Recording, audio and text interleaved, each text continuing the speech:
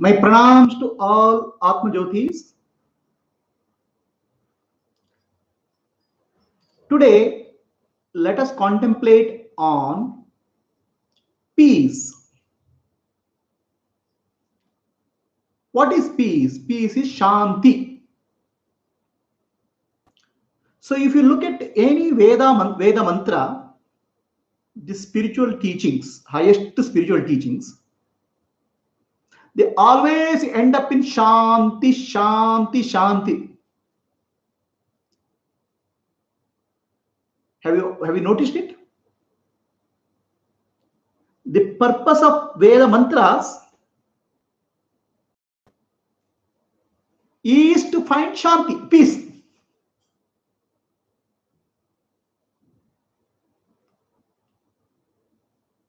Om Purnamadaha Purnamidam Purnat Purnamudachyate Purnasya Purnamadaya Purnamevavashishyate. Om Shanti Shanti Shanti. The Shanti, the peace, is the search, the spiritual search, and the destination of spiritual search is peace.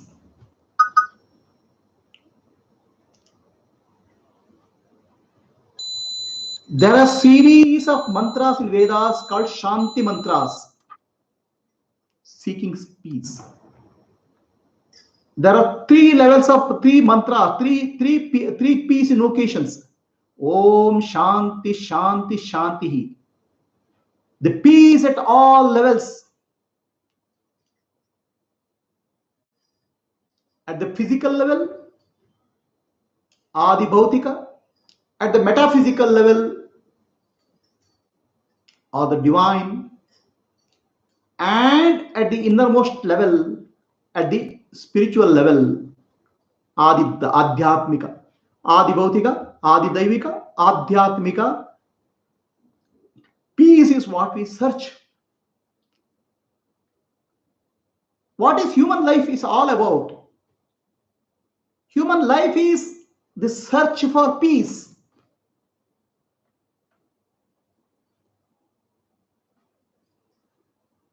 All our life, we are looking for peace. You may be surprised to know that we are not looking for happiness, we are looking for peace. Peace is more fundamental than happiness.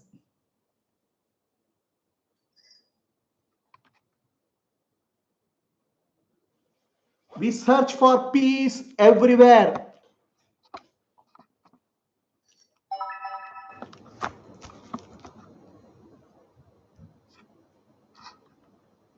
People say there should be peace in the world.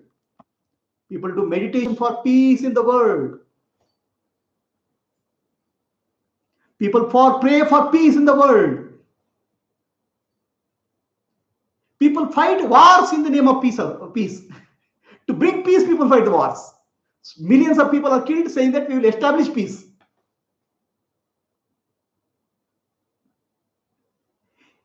Is it possible to have peace in the world at any point of time?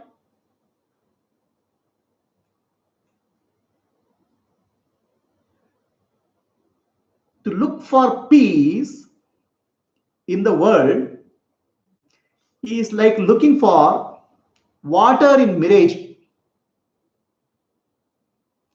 The peace in the world is illusory.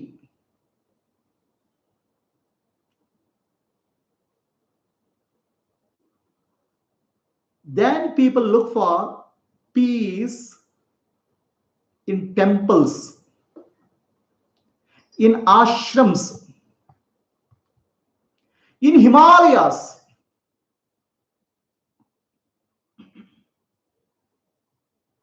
Can peace be found in temples?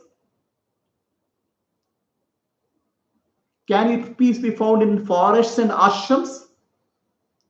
Can be peace found in Himalayas?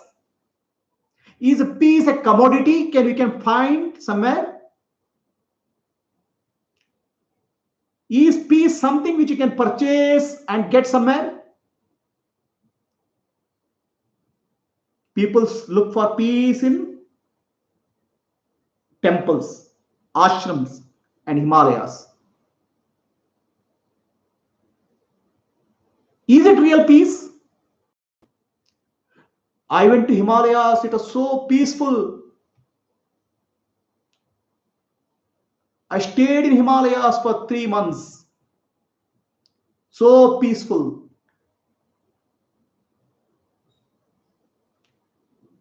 We have heard of these stories.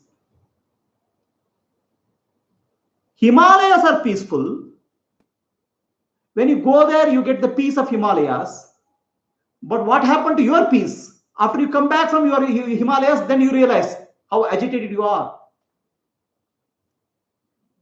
The peace of Himalayas is not your peace. The peace in the temple is not your peace. The peace in the ashram is not your peace. When are you going to find your own peace?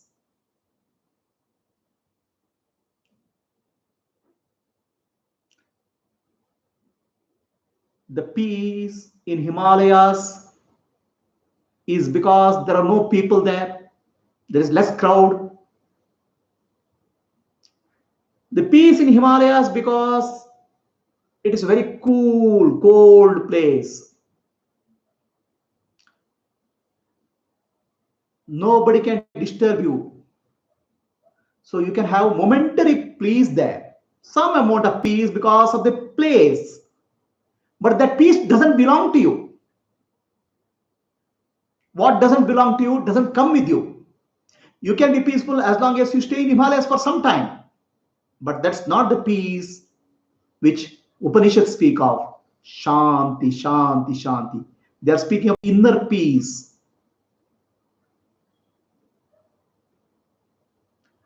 So how do you find inner peace? People follow various spiritual practices, the chanting, the japa, the meditation. I've heard of many people. When I sit for meditation, I am peaceful for some time. But after that, again when I go back to work, my mind is agitated. How do I find the peace? Even if I sit for meditation for 1 hour, I'm peaceful. And after that, my mind gets agitated when I get involved in my work. It's the peace mind, it's not your peace.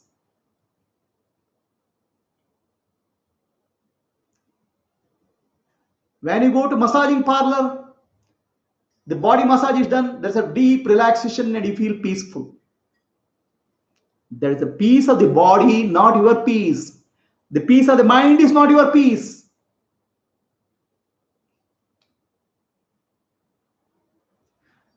The peace in the world is temporary. When sometimes sages and enlightened being comes, there'll be brief period of peace.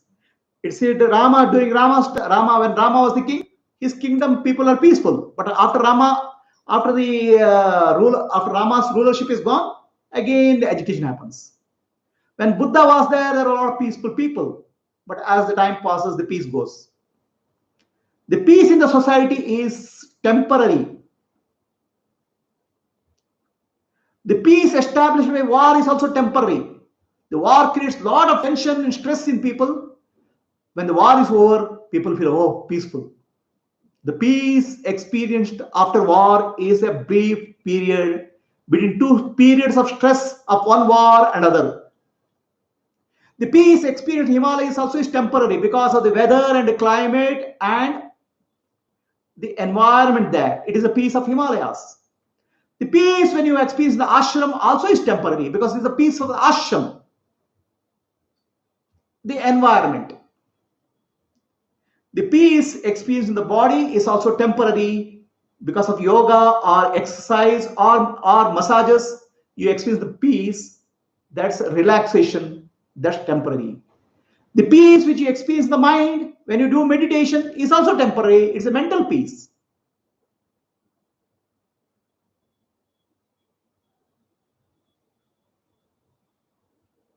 The peace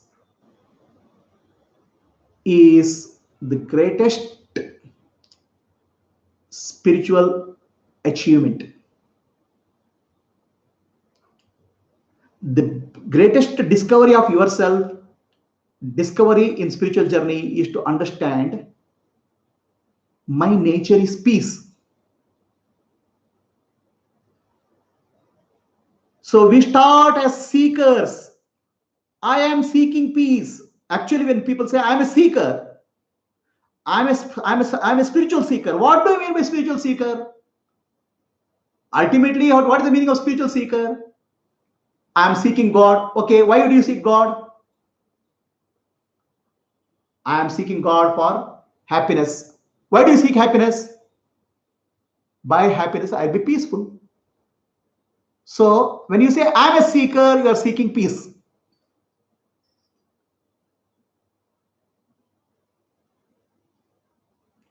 The peace is what we seek in our life. For peace, we do everything in life.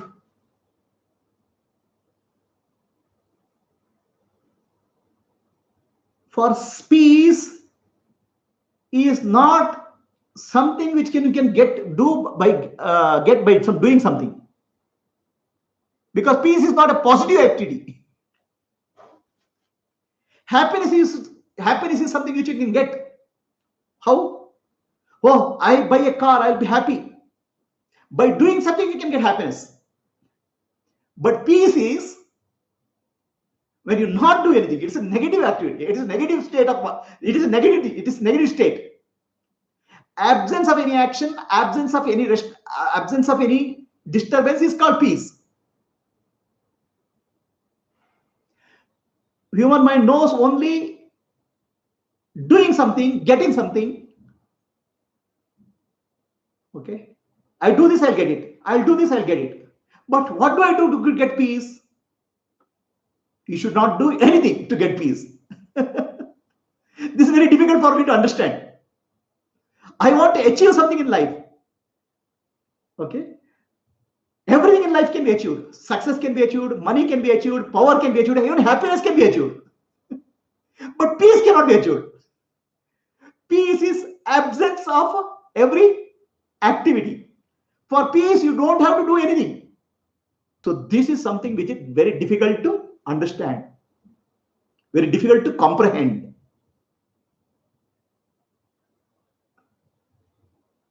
Because ego always want to do action, wants to fight, want to achieve. That is not possible for peace. So that's why peace is such a rare commodity. Peace is such a rare thing. I've heard of a story. A king announced in his kingdom that I want to find the best painter in my kingdom. The best painter in my kingdom, I want to recognize.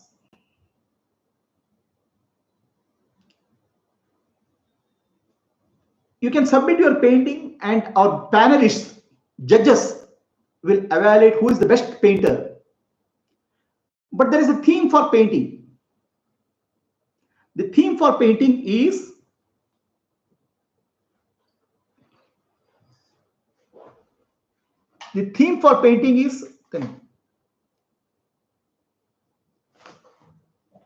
peace.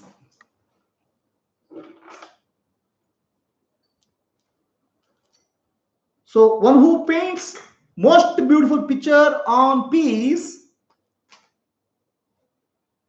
will get the prize. There were many painters in the kingdom. Many of them submitted the paintings. Most beautiful paintings,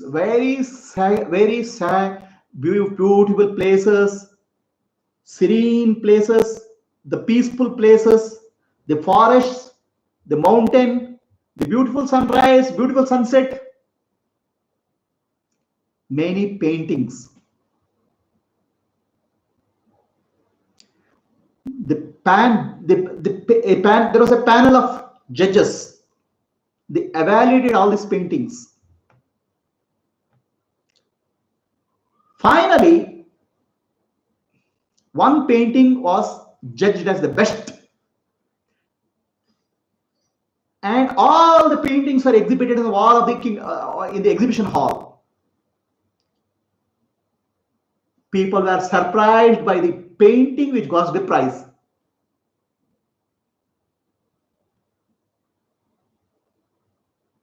The painting is, one mountain is there, one hill is there, a terrible wind is blowing, a tufan, a storm is coming, the trees are falling, everything is shaking, people are dying. In that mountain, one small bird is sitting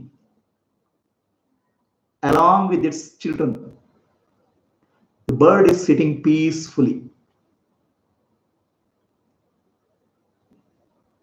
There are other paintings of beautiful nature, serene, silent.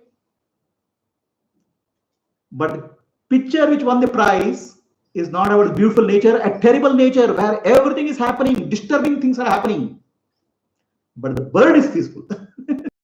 Peace is not about the environment.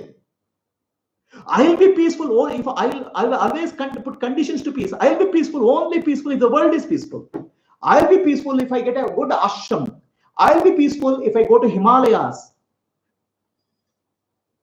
The painting was showing that it is the peace is not about the environment, the nature. Peace is about yourself. The small bird which was sitting peacefully in that storm represent the real peace.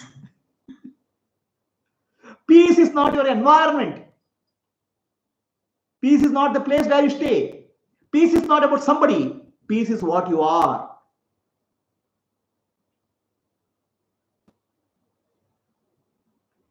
Peace has to be my nature. So, I seek peace is the initial state. Then you say, I have peace. I went to Himalayas, I got peace. I went to ashram, I got peace. I did a meditation, I got peace. So I got peace. What you got will lose also. What you get, you lose. It doesn't belong to you. You got peace from Himalayas, you lose the peace because it's not your peace. If you got peace from ashram, you will lose it because it's not your peace. If you got peace from meditation, you lose your peace because it's not your peace, it's meditation peace. When are you going to find your own peace? Peace is not something which you can get, because peace is because you lose something. It's not what you get. When you lose your agitation, when you lose your tension, you get peace. For peace, you should know how to lose something.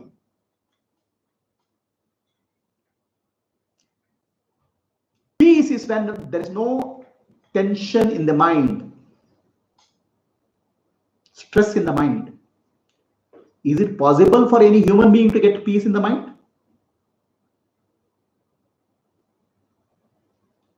Peace, to be peaceful in their whole of your life? That's why we know it very well. All of us, we know it very well. When somebody dies, what we'll say? RIP, rest in peace. My dear fellow, throughout your life you are restless. After death, at least you rest in peace. That means peace is such a rare thing. We hope that at least after death you'll be resting in peace. While alive, you're not get peace. Rest in peace, you see. Is it possible to be peaceful when you are alive?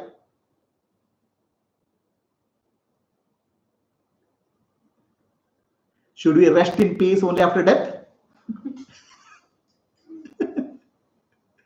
So yogis have understood this. Yogis say, yoga chitta vritti nirodha.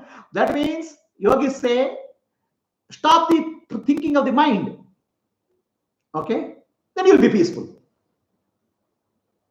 That's called samadhi. There are various levels. Savikalpa, savichara, nirvichara, sananda, sasmita, nirvikalpa. So many levels of samadhi is developed to make the mind silent.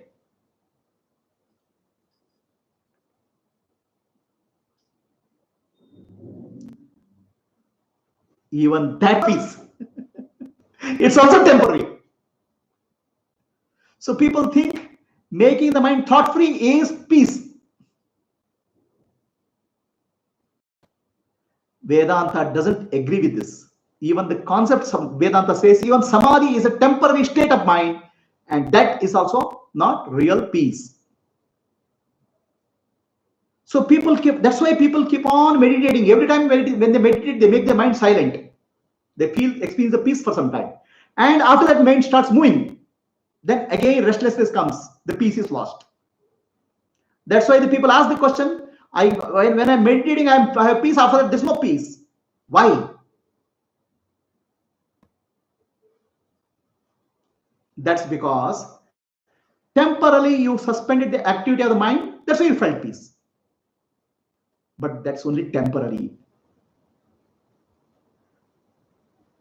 Sri Ramana Maharshi says, only real peace can be obtained by searching, asking question, who am I? By searching for your true nature, you can find peace. This is called Atma Vichara or self-enquiry.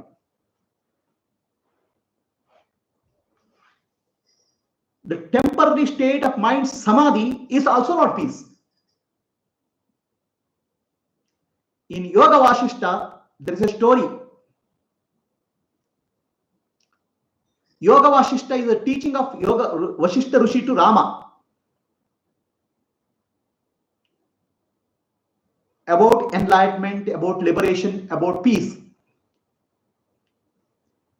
Yoga Vashishta Rishi tells Rama about a crow called Busunda. Busunda is a crow which is a Chiranjeevi, which means who have been living forever. For billions of years, the Chiranjeevi is living. That crow has seen the creation of the world, creation of the universe, sustenance of the universe, dissolution of the universe, thousands of times. Is living forever. Are you getting what I'm saying? The crow is a yogi. Okay? The crow, Busunda, is a yogi. He knows the breathing practice called pranayama and samadhi, deep meditation. With pranayama and samadhi, he is able to prolong his life, and he is sitting through various creation and dissolution of the universe. That's called Chiranjeevi. Immortals. But he has not realized his self. There is no peace in him. That's why he is waiting for creations and creations. After creation, dissolution, he is watching. He gets a temporary peace when he does the pranayama, and then he again comes up, sees the world going, sees the creation, dissolution of the universe. Again, he goes into the samadhi. That is a temporary state. That's why many of yogis you might have heard. In yoga, in yogic literature, there is a lot of importance on the prolonging the body, living for 100 years, 200 years, 300 years. That's very famous in yogic literature. Why? For living, you need ego. With ego, you practice samadhi. Samadhi is not realization. Samadhi has the ego is required to practice samadhi. I am practicing samadhi. Okay? And the mind is made silent sometimes. You enjoy that. It becomes an addiction. So you keep on doing it, and for keeping on doing it, you need a body longer and longer. Practice of samadhi requires a body. So in yogic literature is full of people who have lived for 100 years, 200 years, 300 years. The ego is still there. So Vedanta says that is not the way to real peace. Vedanta says dissolving the ego is peace. Get rid of the ego is peace. Any samadhi practice or any meditation practice requires an ego. You have to transcend the ego. How do you transcend the ego?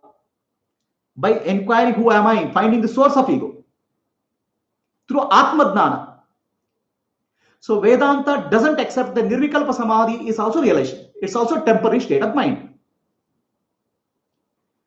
There are two states of mind. It's called Manolaya and Manonasha. Manolaya means the mind is suspended for some time. Manonasha means ignorance in the mind is destroyed, the ego is destroyed. Vedanta says Manonasha is the only solution. Manolaya will not help you. Manolaya is temporary. Manolaya is temporary. Any activity you do to get peace involves ego.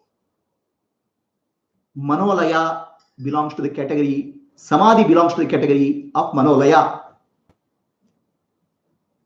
What to understand what Manolaya is, you can understand deep sleep. In deep sleep, the mind is absent. But mind is not destroyed. When you wake up again, the ego comes up. Mind has gone to settled state.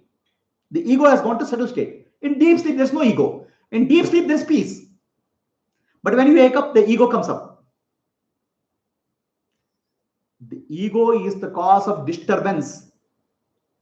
Manolaya does not solve the problem of the ego. Manolaya suppresses the problem of ego. Any kind of meditation or samadhi is a temporary solution. Ego is the cancer. For cancer, any temporary solution cannot help. A medicine, a tablet, a painkiller only gives a relief. The cancer requires a treatment. You have to go to the deep down and remove the root. The root of the mind is ego. Ego has to be dropped by going to the root of the ego. That can happen only through Atma Vichara, self-enquiry. Every other solution which you get is like going to Himalayas, going to ashram, doing meditation, doing samadhi practice, doing this, that. Everything we are doing is involved. It's only trying to cure the cancer with a painkiller. Only self-enquiry goes to the root of the problem and removes the problem called ego.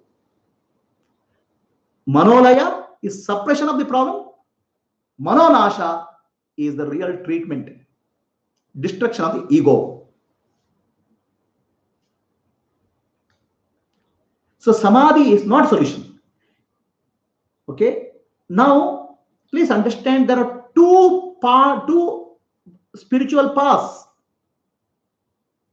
The spiritual path, ego-based path, and search for the self. There are only two spiritual paths. Ego-based path and search for the self. Ego-based path involves doing. I do meditation, I enter into samadhi, I do this practice, I go to this ashram, I go to Himalayas, I go to yatra, I go to puja. Ego-based practice involves doing. The self-based practice involves inquiry, who am I? The self-based practice is transcending the ego. That only can give solution. Any ego-based practice can only give a temporary solution. Is that clear? Now, what is this temporary solution and permanent solution? The temporary solution is called Shanti, peace. And permanent solution is called Parashanti, absolute peace. Shanti and Parashanti. Shanti is temporary. You get it for some time, it disappears. Parashanti is the absolute peace. You have to know the difference between Shanti and Parashanti. So that's why Sri Krishna says in Bhagavad Gita 4.39, I'll chant, you can repeat. Shraddhavan labate jnanam tatparaha sanyatendriyaha jnanam labdva parashantim achirena adigacchati. The only way the absolute peace you can realize is through jnana, through the wisdom, the self-realization, self-knowledge. Self-knowledge, self-enquiry is one path. Every other path, yoga, meditation, japa, tapa, dhyana, yatra, everything is ego-based practice. Ego-based practice can give you shanti, and jnana, Atma Vichara, self-enquiry can give you parashanti or absolute peace. So what is for parashanti? Shraddhavan, the faith is required. Shraddha, faith in what? Faith in teaching of Vedanta, the supreme truth. The faith in the spiritual master, Sadguru, is required. Shraddhavan alone gets jnana. That person alone gets jnana who has faith. Oh, I read a lot of scriptures. Not sufficient. I trust in Guru. Not sufficient. You have to receive jnana from the Guru. Jnana who is Brahmanishta, who is self-realized, and who himself is Shrotriya, is able to tell the truth in a way you can understand. A good teacher and self-realized master is required. Shraddhavan, the faith in such master is required. Shraddhavan, labate jnanam, then only you will get jnana. I want to learn physics. I want to learn physics. Yes, you want to learn physics, then you have to find a good teacher of physics. A good teacher, he should know subject very well and he should be able to teach. Then only you learn physics. Similarly, for Atma Jnana, you should get a good master who himself is realized and who is able to teach. And you have to have faith that listening to this master will help me to realize the self. Shraddhavan labate jnanam. Tatparaha. When you engage in the jnana, sanyatendriyaha, totally focused on jnana. The mind not diverted here and there. Sanyatendriya, all sense organs, entire mind is focused on jnana. Jnanam labdva, he will attain the self-knowledge, self-realization. Param shantim, supreme peace he will obtain. He will get the supreme peace. How? Achirena. Achirena means immediately. So when you say immediately, you have to understand. Immediately means once that wisdom, he recognizes the self, that moment of recognition is instantaneous. But maturity required for that takes time. A mango fruit falls from the tree in one instant, but maturity of the mango ripening, it takes time. So now here is speaking of a sadhaka or a spiritual seeker who has become mature. And he has sought the spiritual wisdom from the master. The moment he gets the wisdom, he will be realized. Understanding that he is mature, he is already mature. Okay. And he attains supreme peace. That is the self-realization. Supreme peace, the peace which cannot be disturbed by anything, is supreme peace. Because it is your peace. So I seek peace, the peace belongs to somebody. Peace of Himalayas I seek. Peace of ashram I seek. I have peace. The peace of ashram, peace of Himalayas, peace of meditation, peace of samadhi I have. It is not your peace. When you recognize your nature itself as peace, then there is a total peace. It is your peace. It is not, doesn't come, it doesn't go. You are established in Parashanti. Bhagavad Gita 4.39. So what prevents me from peace? What prevents me from getting peace? What prevents you from real peace is the peace itself. We get little bit of peace in the world.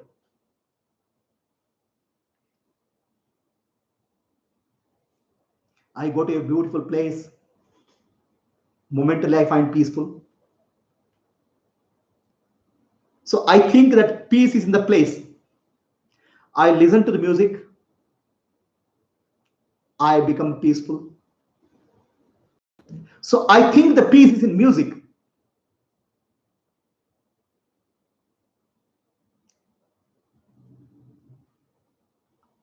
I go to a beautiful. I enter into a beautiful bhajan. Listen to a beautiful bhajan, a beautiful satsang. I feel peaceful. So I feel that satsang or the bhajan can give me peace. So my wrong identification with the source of peace is the problem. I start looking for peace in an external object, external situation, external place. That is the block. The peace is not in a place, peace is not in a situation, peace is not in a circumstance, peace is not in activity. So then why do I get peace in music? Like listening to the music, a wonderful, nice music, I become very peaceful. What happens? The mind is agitated. When you listen to the music, all thoughts will go. Mind becomes silent. The listening to the music alone is there. In that listening to the music, I am listening also disappears. Music alone is there. In that music, I am alone there. The self alone is there. That brief minute, the music helped you to reduce the number of thoughts. The music helped you to make your mind silent. In that silence of the mind, the deep peace of the self is revealed. So music only helps to reduce the thoughts in the mind. Go to a satsang, I felt peaceful. The satsang helped to reduce the thoughts in the mind. When the mind's thoughts are reduced in the mind, the peace of the self, peace yourself, appeared. So the problem you have to address directly. The mind you have to address directly. The mind is the problem. Thoughts in the mind is the problem.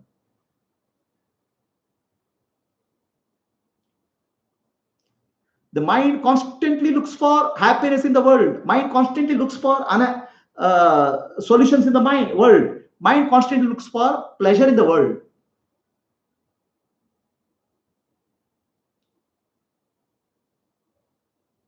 I look for some pleasure in the world, pleasant situation, a cup of coffee, a fragrance of this flower. When the pleasure is there, the mind is peaceful. When the mind is silent, when the mind is silent, the peace of the self is revealed. So now the mind doesn't know the peace is of the peace of the self. It starts associating the peace with the music. It starts associating the peace with the flower. It starts associating peace with the Himalayas. It starts associating peace with the satsang.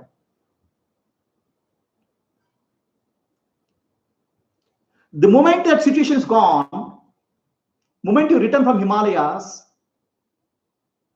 again there is agitation. The pleasure is gone, the pain starts. So again you start seeking pleasure. The pain and pleasure alternate. When you are pleasant, you are peaceful. When you are pain, you are agitated. The pain and pleasure, happiness and unhappiness keep alternating. But you wrongly associate happiness or unhappiness with external event or situation. Without understanding, it is the mind which is causing the problem.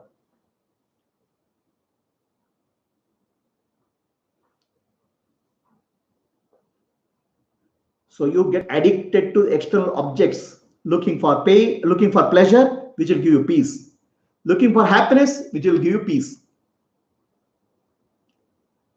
The pain and pleasure are dependent on each other. The pleasure is the point between two pains. The pain and pleasure are relative. The happiness and unhappiness are relative. The pain and pleasure, happiness and unhappiness, both are dependent on the state of the mind. The pleasure is when thoughts are less. The pain is when thoughts are more. Happiness is when thoughts are less. Unhappiness is when thoughts are less. Happiness is when thoughts are less, and unhappiness is when thoughts are more. They are mutual. Happiness is dependent on unhappiness. Unhappiness is dependent on happiness. Pleasure is dependent on pain. Pain is dependent on pleasure. So these mutually dependent things are not real. The reality is the peace. They are depending on the peace. Plus, the peace is the background. It is like a screen. On the screen, the movies keep changing. When the movies change, you don't see the screen. The screen is the peace. The screen is the self, Atma, whose nature is peace.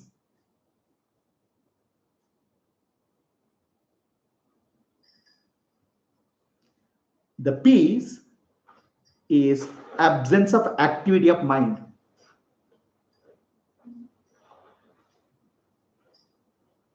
You experience peace in meditation because mind activity is less. You experience peace in sleep. But mind is there, it will come up. The mind has to be removed. That's the solution for the permanent peace. How do you remove the mind? Through self-enquiry. The mind is nothing, there's nothing called mind. There's no such thing called mind.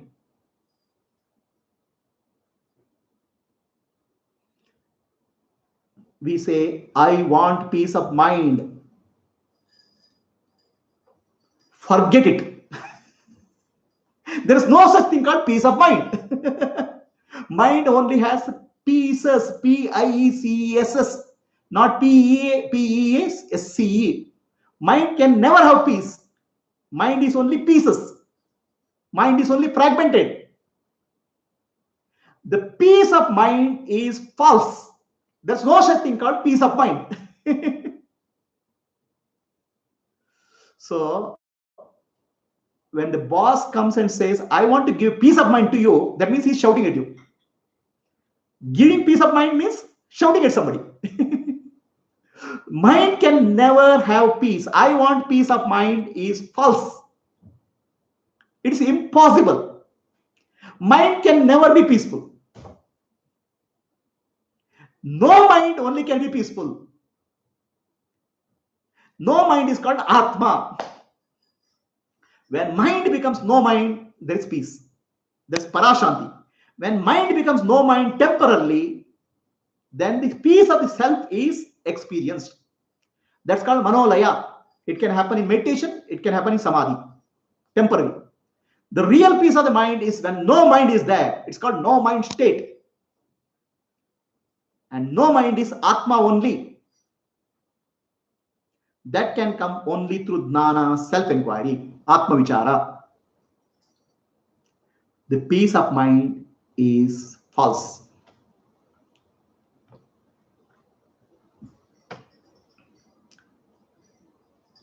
Mind, how can mind be peaceful? Mind itself has to be removed. The mind, the root of mind is a thought, I thought, ego. That thought has to be removed. How can you remove that thought?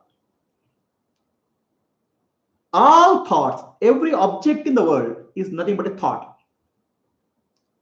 And all thoughts are dependent on I thought. Any perception, any experience, two thoughts come. Aham vritti and idam vritti. I thought and the object thought. I am happy because of music. I am happy because of satsang. I am happy because of Himalayas. I am peaceful because of Himalayas. So there is I thought, there is a Himalaya thought. There is I thought, there is a satsang thought. Subject thought, object thought. The object thought is dependent on the subject thought, I. Now, what is this I, real I? I thought is nothing but consciousness only, Atma only. So you have to take your attention to the Atma, the consciousness, the self, which is pure awareness, which is the knowing principle, which is Sat Chit Ananda, existence, consciousness, bliss. Once you recognize that I thought is nothing but Atma, once you recognize the body thought is also nothing but Atma, once you recognize all the thoughts of the world is nothing but Atma, then Atma alone is appearing as the world, Atma alone is appearing as the body, Atma alone is appearing as the mind. Then there is nothing to seek. Himalayas is myself, Ashram is myself, Satsang is myself, Atma. So everything has to be this self. Then there's nothing to seek. Then the ego is destroyed. This people said, renounce. Tyage naike amritattva manashu. Tyaga, this comes in Kaivalya Upanishad. Tyage naike amritattva manashu. Tyage naike. Only renunciation can give happiness. Renunciation can give peace. Tyaga, renunciation. What do you renounce? Many times we renounce out of fear. There is a story in Bhagavatam. There is a story in Bhagavatam, the teaching of Dattatreya, Avaduta. So Avaduta says he learned from a crow. He learned from a crow. What can you learn from a crow? A crow caught a fish and it was flying. So many eagles saw the fish carried in the mouth of crow.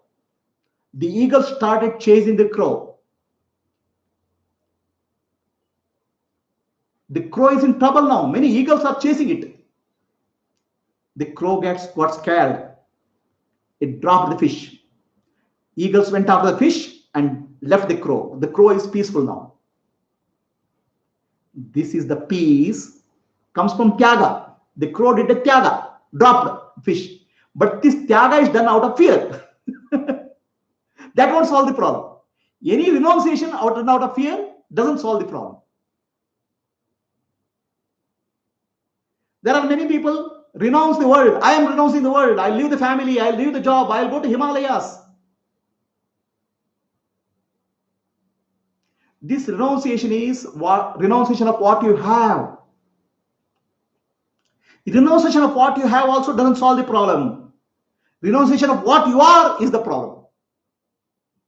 What I am, my self-identity is the problem. That is called true renunciation. That's called sannyasa. Sri Ramana Maharshi says sannyasa means find out who you are and drop the I thought. That is renunciation. That is sannyasa. Dropping what you have is called karma sannyasa. It is a change of lifestyle. Change of lifestyle does gives a temporary relief. It's also temporary.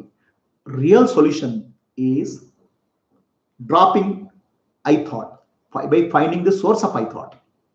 So when you find the source of I thought, you understand I thought is also pure consciousness. That is called peace. That's real peace. When there is nothing separate from me, Advaita, non-duality, that is peace. Wherever there is a duality, there is peace, disturbance. So Himalayas is myself. The world is myself.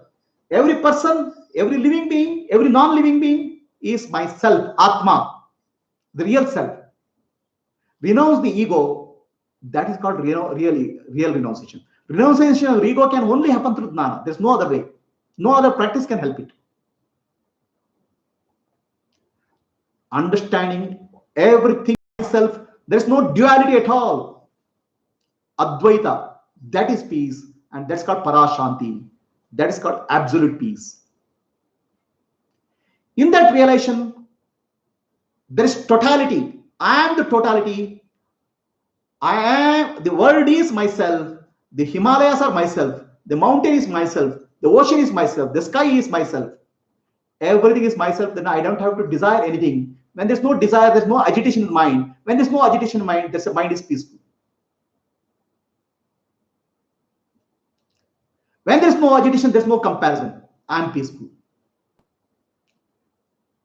And also I am peaceful when there is nothing. No world, no Himalayas, nothing is there. I am peaceful because Thoughts appear and disappear in me. Thoughts are nothing but me. Thoughts appear and disappear in the self, Atma. Thoughts are the self, but self is there without thoughts. Presence and absence of anything, it doesn't make a difference. The agitation is when there's a duality. The split between the experiencer and experienced. The experiencer comes from the self-identity and experienced comes from the object identity. When the object and subject, self-identity, which is subject and object, both are found to be thoughts. Thoughts are nothing but consciousness. Then consciousness alone is reality. Sarvam Khalvida Brahma. All this is consciousness, Brahman. That is my self. In that state, there is Parashanti or supreme peace. There's no other way for absolute and supreme peace other than Atma-dnana, which can only come through self-enquiry. So when everything is the self, everything is Atma, Sarvam Khalvida Brahma, everything is pure awareness, everything is Brahman, then there's wholeness. When you are whole, there is peace. When you are Purna, there is peace. When you are Apurna or incomplete, there is always restlessness. Purnatva alone can give peace. That Purnatva or fullness is called wholeness, W-H-O-L-E, wholeness. When you realize wholeness, W-H-O-L-E, wholeness, you are holy, H-O-L-Y, holy, because you are peaceful. But now our concept of holiness comes from the status, from the dress, from the appearance, not from the wholeness. You look at a person based on his dress, based on his appearance, think it's holy, H-O-L-Y. But holiness, H-O-L-I-N-E-S-S, holiness, comes from wholeness, W-H-O-L-E, wholeness.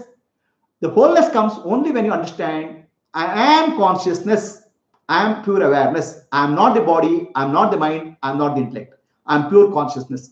Nanu, nanembudu, nanalla, ideha, manabuddhi, nanalla, Sachidanandatma, Shivananu Nani, Shivoham, Shivoham, Shivoham. Only when you understand, I'm not the body, I'm not the mind, I'm not the intellect, I'm pure consciousness, Shivaswarupi. Then you understand the body is also I, the mind is also I, intellect is also I. It's like saying gold is not necklace, gold is not ring, but necklace is gold, ring is gold. So everything is the self. Then you are whole, Purna. In that Purnatva, there is Shanti. And that is called Parashanti or supreme peace. Everything else is temporary peace, Shanti. In fact, temporary peace is a block for your permanent, eternal peace. So this is how recognizing I am peace, instead of saying I want peace, I seek peace, I am peace, through Jnana is the only solution. Any questions?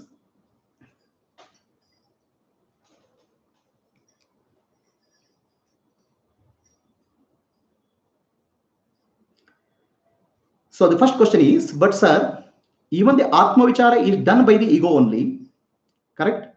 Yesterday said by teaching is for the ego. Okay, so see, it's the ego only which is seeking, okay? Ego drives our life. Ego is seeking happiness, ego is seeking peace, okay? But ego is also seeking enlightenment. It's ego only which seeks the enlightenment. It's nobody else. But when the ego seeks enlightenment through self-enquiry, Atma Vichara, the ego is destroyed. In the process of seeking, ego dissolves. It's like a salt doll. Salt doll is depressed, saying that I am salt doll. Everybody uses me for cooking. I die. Okay, I am depressed. Then somebody advises salt doll, don't worry about depression. You find out, go to ocean, you have big ancestry, there are a lot of salt in the ocean. So when the salt doll goes to the ocean, there's no salt doll, it disappears. Similarly, when the ego is told that source of happiness is the self, the ego seeks the self. In the process of seeking, ego dissolves. Okay, there's no more ego.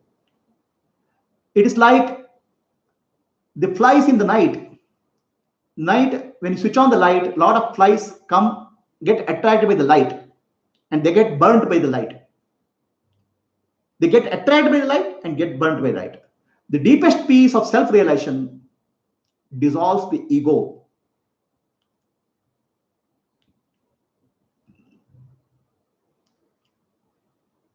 So the question here is, peace is means absence of thoughts.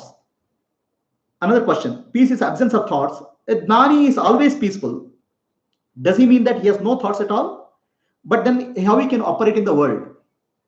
See, Gnani, please understand, there is a difference between I am having thoughts and thoughts are having me. They are different. Thoughts drive me and I drive the thought. For an ordinary person, ego drives his life. A Gnani also has thoughts and also has ego. But ego and thoughts don't drive Gnani. Gnani uses the thoughts and ego when it's required. Gnani is not possessed by the ego. He possesses the ego for the occasion. For example, when he teaches, when he sits for teaching, he takes the ego of I am the teacher. Then after the teaching is over, he keeps away the ego of the teaching. He is no longer a teacher. He is nobody. He uses the ego when required and drops the ego when it's not required. He doesn't get possessed by the ego. Whereas Adnani is possessed by the ego. That's the difference. So Gnani's thoughts are need-based. Ego is need-based. When the situation demands, he uses it. Whereas a person who is not realized is constantly under forced by the ego. His happiness, unhappiness, his life depends on the ego. So Gnani's happiness or unhappiness doesn't depend on the ego. Gnani's action uses the ego. This ego is called burnt ego. Burnt ego does not have the power to force the Gnani. See, for example, Gnani, when he teaches, okay, he doesn't think himself as a teacher. He knows that he's Atma, he's the self. But he uses the teacher ego to teach. It's like an actor playing the role. A great actor, and they plays the role of a beggar, he doesn't become the beggar. He knows he's the actor. Similarly, Gnani, when he plays the role of a guru, he knows he is Atma playing the role of a guru. Okay, he doesn't become guru. He uses the identity to interact with the world. So that is the difference.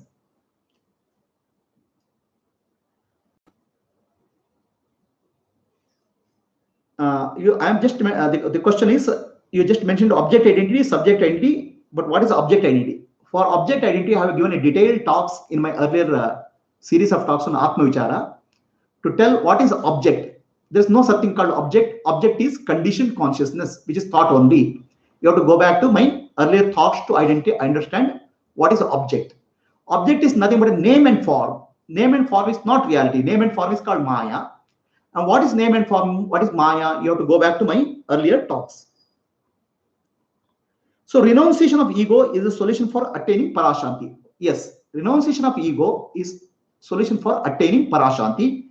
And renunciation of ego can only happen through Atma Vichara, Atma Dhyana.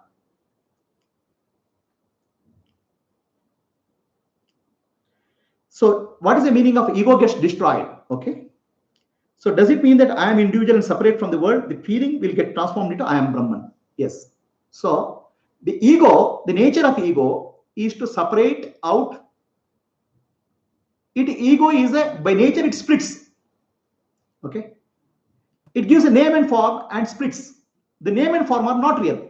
For example, the ocean, I say wave. I say wave, wave, wave. There's nothing called wave. So water only is appearing as wave. Okay, name is just wave is just a name given. Please tell me, draw a boundary line between water and wave. You cannot draw. The water and wave are two not separate things. Similarly, the consciousness and the world are not two separate entities. There's no boundary line. Ego creates a boundary, artificial boundary. Says, I am the body, the world is separate from me. Ishvara, Bhagavan is there. Jiva, Jagat, Ishvara is the creation of ego by giving names and forms. You are separate from me, the world is separate from me, I am separate from Ishvara. All these are concepts created by the ego. When the ego gets destroyed, you realize, I am consciousness. Aham Brahmasmi, I am consciousness. Shivoham, I am not the body, I am not the mind, I am not the intellect. I am the body, I am the mind, I am the intellect is concept created by the ego. I am consciousness is not a ego's, ego cannot create it. Ego dissolves. I am consciousness, consciousness is Brahman, that's called Atma. Atma is Sachidananda. Existence, consciousness, bliss. That relation happens. But it doesn't stop there. Then you realize that the world is also consciousness. The body is also consciousness. Ishvara is also consciousness. The mind is also consciousness. Everything, the world, what you call so-called world is nothing but consciousness only. That's called Sarvam Khalid Brahma. So that's a totality. Consciousness is the totality. So that realization is called realization of wholeness or fullness. So that only can give peace. Namaste. With this, we'll conclude today's session.